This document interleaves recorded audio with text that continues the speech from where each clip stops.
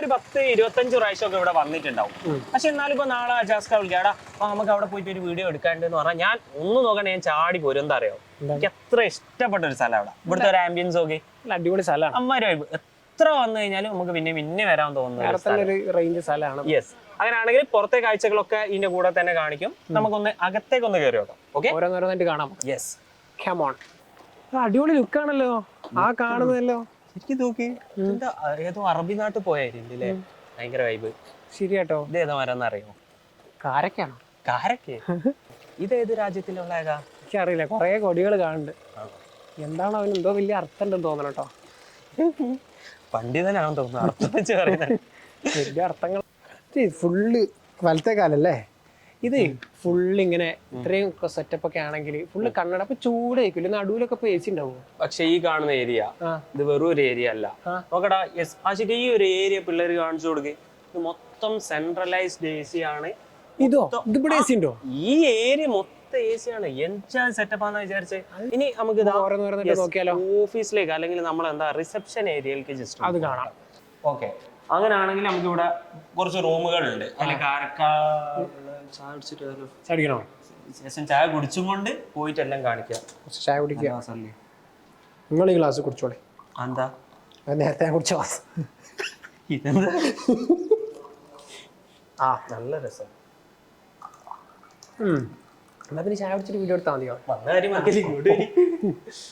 അപ്പൊ നമ്മൾ ഇങ്ങോട്ട് ആദ്യം കേറുമ്പോ തന്നെ പ്രിൻസിപ്പൾ ഒക്കെ ഉണ്ടല്ലോ. പ്രിൻസിപ്പളിന്റെ റൂം കാണാം ആദ്യം തന്നെ. പണിയിലാണ്. ജസ്റ്റ് ഒരു ഹായ് നമുക്ക് ചോദിച്ചു നോക്കാം.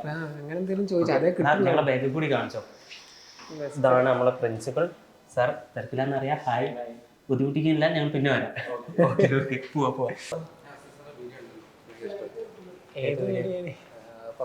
സ്റ്റോറിയാണോ? സന്തോഷം. സ്റ്റോറി മഞ്ചേരി ഒന്ന് എടുത്തോ. വീഡിയോ ഇട്ടിട്ടുണ്ടല്ലോ, നിനക്കൊന്നും ഇഷ്ടമില്ല. നാഷൽ സാർ മഞ്ചേരി ഒന്ന് എടുത്താണ്. ഇതാണ്. ഇത് നല്ലൊരു അടിപൊളി മുറിയാണല്ലോ. ഇത് അഡ്മിഷൻ എടുക്കാൻ നമ്മുടെ പിള്ളേരതാ. പിള്ളേര് ഇവിടെ ഉണ്ട്. ആശിക്കായി കാണിച്ചു കൊടുക്കണേ. കാണിച്ചു കൊടുക്കുക. അതായത് കഴിഞ്ഞ വർഷം നമ്മളെ കൂടെ പഠിച്ചിട്ട് അന്യായ റിസൾട്ട് വാങ്ങിയ കുട്ടികളാണ്. ചൈതനുണ്ട്, മീനാക്ഷിന്റെ ഒക്കെ ഹോർഡിങ് നിങ്ങളുടെ ഒക്കെ നാട്ടില് നിങ്ങള് കണ്ടിട്ടുണ്ടാവും. വലിയ ഹോർഡിങ് നാട്ടോ അതിന് പറയാം. ഫ്ലെക്സ് അല്ല, എന്താ ഹോർഡിങ് ആണ്. അപ്പൊ അത് നിങ്ങൾ അല്ല മാത്സ് ആണ്. പക്ഷെ ഇത് കുട്ടിക്ക് അറിയണ്ടാവില്ല എന്ന് വിചാരിച്ച് പറഞ്ഞു. ഇതിലിപ്പോ ഈ സൽമാന്, അതുപോലെ ഇക്രാം, നമ്മുടെ ഉണ്ട് ജെയ് അഡ്വാൻസിന് വേണ്ടിട്ട് പ്രിപ്പയർ ചെയ്തോണ്ടിരിക്കുകയാണ്. ഇവിടെ അല്ലുള്ളത്. ഓലുള്ളത് പിന്നെ ഫറൂഖിലാണോ? ഫറൂഖിലല്ല, മാത്രയിലാണോ? എന്തായാലും നമ്മളെ കൂടെ തന്നെ ഉണ്ട്. അഡ്വാൻസിന് വേണ്ടി പ്രിപ്പയർ ചെയ്യാം. ശരിക്കും ഈ റൂം എന്തിനാണെന്ന് ചോദിച്ചു കഴിഞ്ഞാല് അഡ്മിഷൻ എടുക്കാൻ വരുന്ന അല്ലെങ്കിൽ എന്തെങ്കിലും ആവശ്യത്തിന് പേരൻസിനൊക്കെ ഫാക്കൽറ്റീസ് ഇവിടെ റെസ്റ്റ് ചെയ്യാറുണ്ടല്ലോ. ക്ലാസ് എടുത്ത് വരുമ്പോൾ അങ്ങനെയുള്ള റൂമാണ്. അടുത്ത എവിടാ? മെന്റേഴ്സിനെ കണ്ടാലോ? മെന്റേഴ്സിനെ കണ്ടേക്കാം. എന്റെ ഒരു കുറെ കാലത്തെ ഒരു സംശയം എന്താ വെച്ചാല്, എന്ത് ഈ മെന്റേഴ്സ് എന്ന് പറഞ്ഞാല് ആരാണെന്നുള്ള അല്ല ഇവരെന്താന്നൊരു ചോദ്യം. ഇവരൊക്കെയാണ് അത് മനസ്സിലായി. പക്ഷെ ഇവരെന്നെ പറയണല്ലോ ഇവരെന്താണെന്നുള്ളത്. ആരോടെങ്കിലും നമുക്ക് ചോദിച്ചു നോക്കിയാലോ? അങ്ങനെയാണെങ്കിൽ ആരോടെ നമ്മള് ചോദിക്കുക? അമിത എവിടെ പോയി? അയ്യോ, അമിത എവിടെ പോയി? ഇവിടെ ചോദിക്കാൻ കണ്ട ആള് പോയല്ലോ. അങ്ങനെയാണെങ്കിൽ നമുക്ക് ശ്രീലക്ഷ്മിനോട് തന്നെ ചോദിക്കാം. മെന്റർ എന്ന് പറഞ്ഞാൽ നമ്മള് കുട്ടികളായിട്ട് ഇപ്പൊ ഇവിടെ ഏറ്റവും അടുത്ത് ഇടപെടുന്ന മെന്റേഴ്സ് ആയിരിക്കും. കുട്ടികളെ എല്ലാ കാര്യവും നോക്കുന്നത് മെന്റേഴ്സാണ്. നമ്മൾ അവരുടെ സ്റ്റഡീസിലായാലും അവർ ഇമോഷണലായാലും എന്ത് കാര്യമുണ്ടെങ്കിൽ നമ്മളോടായിരിക്കും അവർ കൂടുതലായിട്ട് ഷെയർ ചെയ്യുന്നത്. എന്ത് ഹെൽപ്പ് ഉണ്ടെങ്കിലും അവർക്കൊരു ഫ്രണ്ടായിട്ട് അല്ലെങ്കിൽ സിസ്റ്ററായിട്ട് നമ്മളെപ്പോഴും കാണാനുള്ള ഒരു ഇത് നമ്മളിവിടെ കൊടുക്കാറുണ്ട്. ഇത് എന്താന്ന് വെച്ചാൽ ടാബാണ്. പക്ഷേ ഇത് വെറും ടാബ് അല്ല. ഇവിടെ പഠിക്കുന്ന മുഴുവൻ കുട്ടികൾക്കും ഈ ടാബ് കിട്ടും. ഈ ടാബിന്റെ പ്രത്യേകത എന്താണെന്ന് വെച്ച് കഴിഞ്ഞാൽ അഡാപ്റ്റീവ് ടെക്നോളജി ഉപയോഗിക്കുന്ന ടാബാണ്. പിന്നെ വേറൊരു കാര്യം കൂടി ഉണ്ട്. ഇപ്പോൾ ഏതെങ്കിലും ഒരു കുട്ടിക്ക് ഇപ്പോൾ ഇവിടെ ഒരു ക്ലാസ് അറ്റൻഡ് ചെയ്യാൻ പറ്റിയില്ല എന്ന് വിചാരിക്കും. അങ്ങനെയെങ്കിൽ അന്നത്തെ ഇവിടുത്തെ ക്ലാസ് ടാബിൽ അവൈലബിൾ ആയിരിക്കും. യെസ്, ഓൾക്ക് ഹോസ്റ്റലിൽ ഇരുന്നിട്ട് എന്ത് ചെയ്യാൻ പറ്റും? ടാബിൽ ആ ക്ലാസ് ഇവിടെ എന്താണോ നടന്ന് അത് തന്നെ കാണാൻ പറ്റും. അപ്പോൾ ഒരു ദിവസം പനി പിടിച്ചാലോ ഓൾക്ക് ഒന്നും സംഭവിക്കാൻ പോകുന്നില്ല. ഓൾക്ക് മേക്കപ്പ് ചെയ്യാവുന്നതാണ്. യെസ്, അങ്ങനെയെങ്കിൽ പുറത്ത് പോയി നോക്കാം. നമുക്ക് ക്ലാസ് ഒരു ക്ലാസ് കാണണം. അങ്ങനെ ഇപ്പൊ നമ്മൾ ക്ലാസ് എല്ലാം കയറിയതല്ലേ? മോശമാണ്. ഓക്കെ, അങ്ങനെയാണെങ്കിൽ നമുക്ക് ഒരു കാര്യം ചെയ്യാം. ഇവിടെയൊക്കെ നമ്മളെ ക്ലാസ് റൂം ഉണ്ട്. നമുക്ക് എവിടെയെങ്കിലും ഒരു ക്ലാസ്സിലൊന്ന് കയറി പിള്ളേരൊക്കെ ഒന്ന് കണ്ടാലോ? അങ്ങനെയാണെങ്കിൽ ഷബീർ സാറിന്റെ ക്ലാസ് ആയിക്കോട്ടെ, അതിൽ കയറാം. കാരണം എന്താ പറയുക, നമ്മൾ ഇത്രയൊക്കെ പറഞ്ഞിട്ട് ഈ ക്ലാസ് ആണല്ലോ ഇതിന്റെ മെയിൻ. ക്ലാസ് ആണ് പേര്. അത് കാണിച്ചില്ലെങ്കിൽ സുഖമില്ല, നമുക്ക് അത് കണ്ടിട്ട് വരാം. ഷോൾക്ക് ബുദ്ധിമുട്ടാണ്ട് ഇറങ്ങണം കേട്ടോ. പെട്ടെന്ന് ബുദ്ധിമുട്ടിക്കാത്ത രൂപത്തിൽ പെട്ടെന്ന് മനസ്സിലാക്കാം. ഷബീർ സാറേ, ഒറ്റ മിനിറ്റ്, നമ്മളെ ക്യാമ്പസിന്റെ ടൂർ ചെയ്തോണ്ടിരിക്കുകയും ക്ലാസ് റൂം ഒന്ന് കാണിച്ചു കൊടുക്കാന്നുള്ള ഉദ്ദേശം. അപ്പൊ പിള്ളേർക്ക് ക്ലാസ് റൂം ഒന്ന് കാണിച്ചു കൊടുക്കാനാണ്. യെസ് എടാ, ഇതാണ് നമ്മുടെ ക്ലാസ് റൂം വരുന്നത്. ഞാൻ എപ്പോ എടുത്തു അറിയുന്നില്ല, ഈ ഏരിയയും മൊത്തം AC തന്നെയാണ്, അടിപൊളി വൈബാണ്. ഇതിന്റെ ഒരു പ്രത്യേകത എന്താ വെച്ച് കഴിഞ്ഞാൽ, ഇതിൽ ഏറ്റവും ബാക്കിൽ ഇരിക്കുന്ന കുട്ടികൾക്ക് വരെ ഫുൾ വിസിബിലിറ്റി ആണ്. ഒന്ന് ഇങ്ങനെ കിടക്കാൻ നോക്കി കഴിഞ്ഞാൽ ഇവിടെ വമ്പൻ കോട്ടാണ്, ഇത് വായിച്ചു നോക്കാം നിങ്ങൾക്ക്. ഇനി ഇങ്ങോട്ട് നോക്കി കഴിഞ്ഞാൽ ഇവിടെയുണ്ട്, ഭയങ്കര ഇൻസ്പിറേഷൻ. ഇനി അതൊന്നല്ല, ഇനി നേരെ നോക്കി കഴിഞ്ഞാലോ വൻ ഇൻസ്പിറേഷൻ. ഓക്കെ, അതാണ് ഇവിടുത്തെ ഒരു വൈബ്. ഇനി ഒരു 1-2 കുട്ടികളോട് റിവ്യൂ കൂടി ചോദിച്ചിട്ട് നമുക്ക് വേഗം ഇറങ്ങട്ടോ, വേഗം ഇറങ്ങി തരാം. പെട്ടെന്ന് ആരാ പറയാ തന്റെ ആരും പെട്ടെന്ന് പറഞ്ഞ എല്ലാവർക്കും ഹോസ്റ്റലിൽ പോവാം. ക്ലാസ് ഒക്കെ അടിപൊളിയാണ്. നമുക്ക് ആദ്യം വരുമ്പോൾ മനസ്സിലാക്കാൻ കുറച്ച് ബുദ്ധിമുട്ടുണ്ടായിരുന്നു ഫിസിക്സ് ഒക്കെ ക്ലാസ്സിലിരിക്കുമ്പോൾ. കാരണം നമ്മൾ ബോർഡ് എക്സാമിൽ നിന്ന് വളരെ വ്യത്യസ്തമായിട്ടാണ് നമ്മൾ നീറ്റിനെ അപ്രോച്ച് ചെയ്യുമ്പോൾ ഭയങ്കര വ്യത്യാസമുണ്ട്. അപ്പോൾ അതൊക്കെ ഭയങ്കര ബുദ്ധിമുട്ടായിരുന്നു. പക്ഷേ ഇപ്പോൾ ഒരു പകുതി ദിവസങ്ങളോളം കഴിഞ്ഞതുകൊണ്ട് നമുക്കത് ആ ഒരു ട്രാക്കിൽ കയറി വരാൻ പറ്റുന്നുണ്ട്. നല്ല ക്ലാസ്സുകൾ തന്നെയാണ്, ഈ പറഞ്ഞ പോലെ നല്ല പോസിറ്റീവ് വൈബ് തന്നെയാണ്, സ്ട്രെസ് ഫ്രീ തന്നെയാണ്. ഹോസ്റ്റലും അടിപൊളിയാണ്, സ്റ്റഡി ഹാൾ അടിപൊളിയാണ്, എല്ലാം അടിപൊളിയാണ്. ഒന്ന് ഇവിടുന്ന് ഇങ്ങോട്ട് വെക്കേ. സാർ ഒന്ന് കൊടുക്കോ, ഒരു ടഫ് ചോദ്യം ചോദിക്കോ, അതിന് ആദ്യം ഉത്തരം പറയുന്ന പോലെ നമുക്ക് ഇത് കൊടുക്കാം. അറിയുന്നവര് ആദ്യം കൈ പൊക്കണം കേട്ടോ. ആദ്യം കൈ പൊക്കുന്ന പോലെ ആയിരിക്കും നമ്മൾ പിടിക്കാം. ഞങ്ങൾ നോക്കുന്നില്ല, നമ്മൾ നോക്കുക ആരാണ് ആദ്യം കൈ വെക്കുന്നവരെ പിടിക്കും. ഡി ബ്രോളി വേവ് ലെങ്ത് ടെമ്പറേച്ചറിന്റെ ടേമിൽ കറക്റ്റ് ഇക്വേഷൻ പറയണം. De Broglie wavelength in terms of temperature. അത് എന്താന്നൊക്കെ ചോദിക്കണ്ടോ? കൈ പൊക്കാം. അതാദ്യം നോക്കി. h/√3m kBT. അടുത്തേ തരാം. കൈയുടെ അത് മതി. ആവശ്യത്തിലധികം. Thank you. പോവാമോ?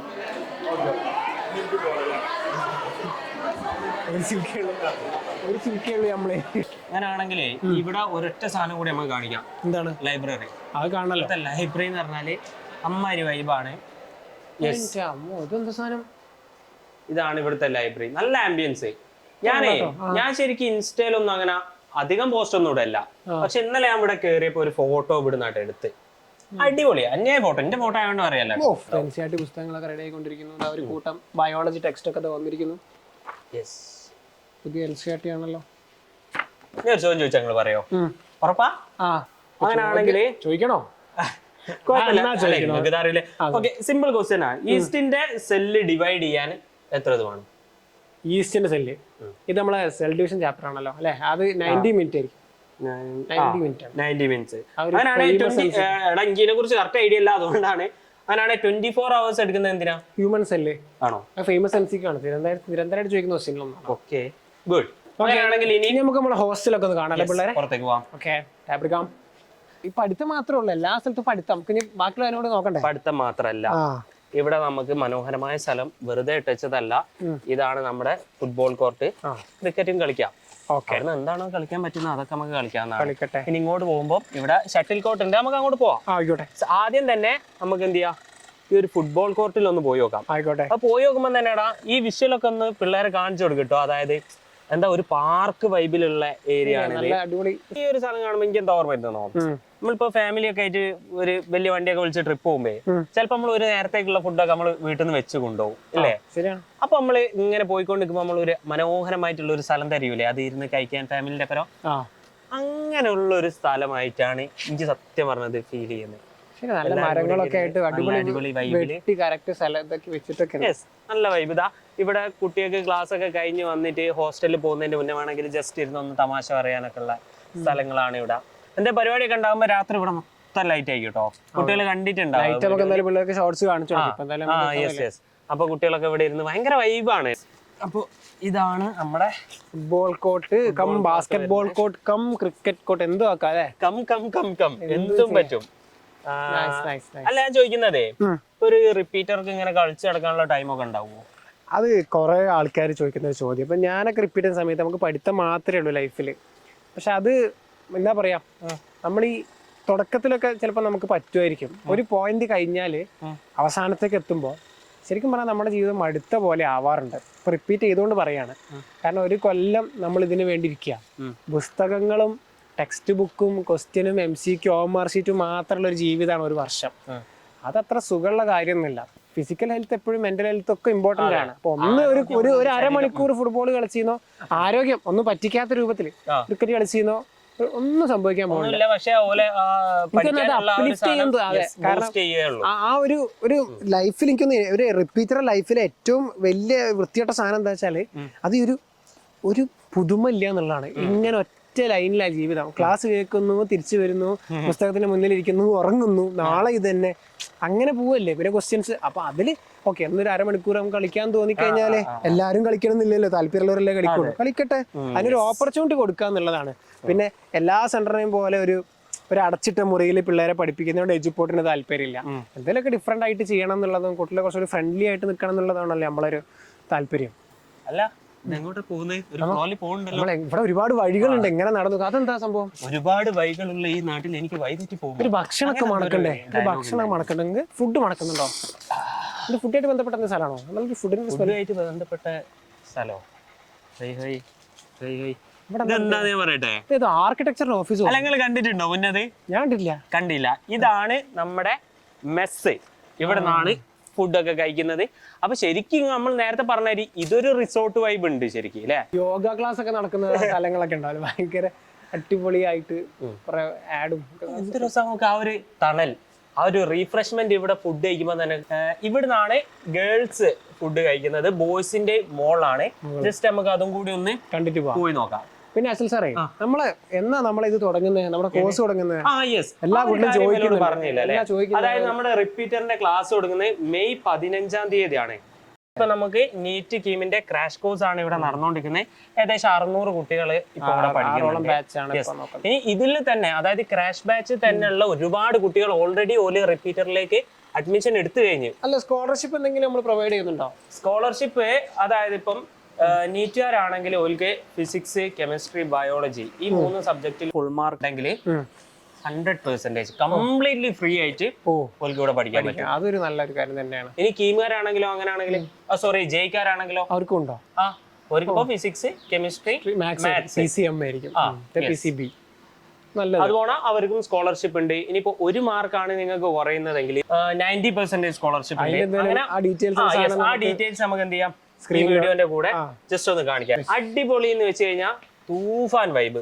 തൂഫാൻ ഏത് സിനിമയിലാണ് പറയുന്നത്? എനിക്കറിയില്ല. സിനിമ ഒക്കെ കാണട്ടോ, ഇല്ലെങ്കിൽ കുട്ടികൾ പറയും ഈ സാറ് പിന്നെ ഇതാന്ന് പറയും. എന്തായാലും പറയല് എന്താ ഔട്ട്ഡേറ്ററിന് വേറെ എന്തോ ഒരു വേർഡ് ഇല്ലേ ഇപ്പൊ? അങ്ങനെയൊക്കെ അങ്ങനെ പറയും കുട്ടികള്. മാങ്ങ ഒന്ന് എറിഞ്ഞു നോക്കിയാലോ? ഒന്ന് എറിഞ്ഞിട്ട് തന്നെ കാര്യം കിട്ടുമോ? ഇത് റിസ്ക് ആണ്, ഇത് എറിയാൻ പറ്റുമോന്നൊന്നും എനിക്കറിയില്ല. Don't try this home. ഹോമിലും ട്രൈ ചെയ്യരുത്, ഇവിടെ വന്നാലും ചോദിച്ചിട്ടൊക്കെ ട്രൈ ചെയ്യണേ. എന്തായാലും നമ്മക്കൊന്ന് ട്രൈ ചെയ്തു. നമ്മളെറിഞ്ഞ നാട്ടുകാർ മൊത്തം അറിയൂട്ടോ അസൽ സാറേ. ഓക്കെ, ഒരു ബെറ്റ്. ഞാൻ ഒറ്റ ഏറിന് ഒരു മാങ്ങ അള്ളിട്ട് അങ്ങനെ എനിക്ക് എന്ത് തരും? 500 രൂപ.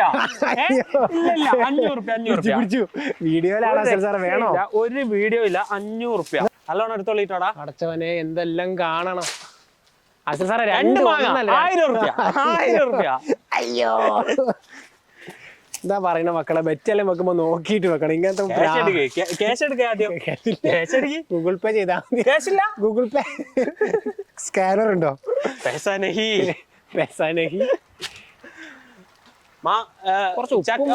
മാങ്ങക്ക് 500 രൂപ അല്ലേനോ?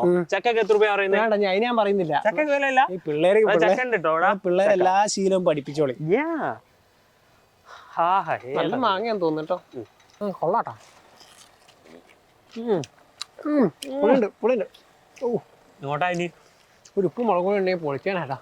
എനിക്ക് പല്ലെന്തോ ആലോചിക്കുമ്പോ ഇവിടെ വന്ന കാര്യം മറക്കല്ലേ.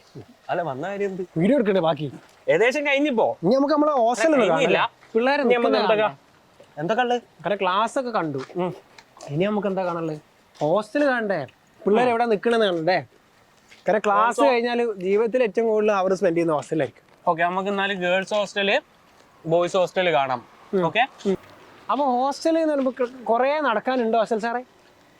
ഇത് കറക്റ്റ് ഞാൻ അളന്ന് പറയുകയാണെങ്കിൽ 100 മീറ്റർ അളക്കണ്ട, കറക്റ്റ് 100 മീറ്റർ ഉണ്ടാവും. അതായത് നമ്മുടെ ക്യാമ്പസിന്റെ ഗേറ്റിൽ നിന്ന് ഗേൾസ് ഹോസ്റ്റലിലേക്കുള്ള ഹോസ്റ്റൽ അതാണ് അങ്ങനെ തന്നെ പറയാം. ആ കാണുന്നതാണ് ഗേൾസ് ഹോസ്റ്റല്, അതിന്റെ ഇപ്പുറത്ത് കാണുന്നതാണ് ബോയ്സ് ഹോസ്റ്റല്. കറക്റ്റ് കൊടൈക്കനാൽ അല്ല, എവിടെ അപ്പൊ പറയാ, ചെന്നൈയിൽ പോയിട്ട് ചെന്നൈന്റെ ഇടിച്ച് സിക്കറാവുന്നു. ഇതാണ് ഗൈസ് നമ്മുടെ ബോയ്സ് ഹോസ്റ്റൽ. കറക്റ്റ് പറഞ്ഞാൽ ഇതിപ്പോ ഈ ഒരു വൈബിങ് ഇപ്പൊ നമ്മളൊരു ട്രിപ്പൊക്കെ പോയിട്ടേ ഒരു ഉൾ ഏരിയയിൽ വേറെ ഏതോ ഒരു സംസ്ഥാനത്ത് പോയിട്ട് അവിടുത്തെ ഒരു വൈബാണ്. നിങ്ങൾ എവിടെയാണ്? ഉൾനാടാണ് അങ്ങനെയല്ല കേട്ടോ, പക്ഷെ ഇതാ ഇവിടെ തൊട്ട് താഴെ തന്നെയാണ് നമുക്ക് സിറ്റി ഒക്കെ വരുന്നുണ്ട്. പക്ഷെ ഈ ഒരു ഏരിയയിലേക്ക് വരുമ്പോൾ ഭയങ്കര നാച്ചുറൽ ബ്യൂട്ടി ആണ്. സാറേ, ഇതാണ് നമ്മളെ രാജേഷ് ചേട്ടൻ, ഇവിടുത്തെ വാർഡനാണ്. അല്ലേ, കുട്ടികളൊക്കെ എന്താ പറയുന്നത്? കുട്ടികളൊക്കെ അടിപൊളിയായി പോകുന്നു. പിള്ളേരെ ബുദ്ധിമുട്ടിക്കാതെ നമുക്ക് വേഗം പോയി വരാം. ലോണ്ട്രി അവിടെ കിഴിക്കെല്ലാം തരും തോന്നുന്നു കേട്ടോ. ഞാനൊക്കെ പണ്ട് അലക്കിയത് എനിക്കിപ്പോൾ ഓർമ്മയുണ്ട്. അലക്കുകല്ലായിരുന്നു ജീവിതം. ഓക്കെ, ഇതാണ് നമ്മളെ സ്റ്റഡി ഹാള്. നല്ല വൈബാണ്. ഇതാ ഇവിടുന്ന് ജസ്റ്റ് ഒന്ന് പുറത്തേക്ക് കാണിച്ചു കൊടുക്കണം. ഊട്ടി പോയ പോലെ ഇവിടുന്ന് ജസ്റ്റ് ഒന്ന് അസ്ലക് സാറിന്റെ ബാക്കിൽ കൂടി ഒന്ന് പുറത്ത് കാണിച്ചു കൊടുക്കേ. അമ്മ വൈബാണ് ഇവിടെ ഉള്ളത്. ഒരു വിഷ്വലി കുറച്ച് റിഫ്രഷിംഗ് ആണ്. ഭയങ്കരമായിട്ട്. അപ്പോൾ ഗേൾസിനും ഇതേപോലെ തന്നെയാണ് അവസ്ഥ. നല്ല അടിപൊളി ഒരു ഹോസ്റ്റലുണ്ട്, അതിന്റെ ഏറ്റവും മുകളിൽ സ്റ്റഡി ഹാൾ ഉണ്ട്. അതുപോലെ അതിന്റെ നേരെ താഴെ തന്നെ രാത്രി ജോലിക്ക് ഫുഡ് കഴിക്കാനുള്ള സെറ്റപ്പുകൾ കാര്യങ്ങൾ അവിടെ ഉണ്ട്. ഓക്കെ അസൽ സാറേ, ഇന്ത്യയിലെ ആദ്യത്തെ എ ഇനേബിൾഡ് ഇൻസ്റ്റിറ്റ്യൂട്ടിന്റെ രംഗങ്ങൾ നമ്മളിപ്പോൾ കണ്ടത്. യെസ്, മുഴുവൻ വിഷ്വൽസ് നിങ്ങൾ കണ്ടു കഴിഞ്ഞിട്ടുണ്ട്. എല്ലാവർക്കും ഇഷ്ടമായിട്ടുണ്ടാവും എന്നുള്ളത് ഏറെക്കുറെ ഉറപ്പുള്ള കാര്യമാണ്. അപ്പോൾ ഇനി എന്ന് കാണാം? മെയ് 15 കാണാം. മെയ് 15 നമ്മൾ റിപ്പീറ്റേഴ്സിന്റെ ക്ലാസ് തുടങ്ങുന്നതാണ്. അന്ന് കാണാം. Okay, by.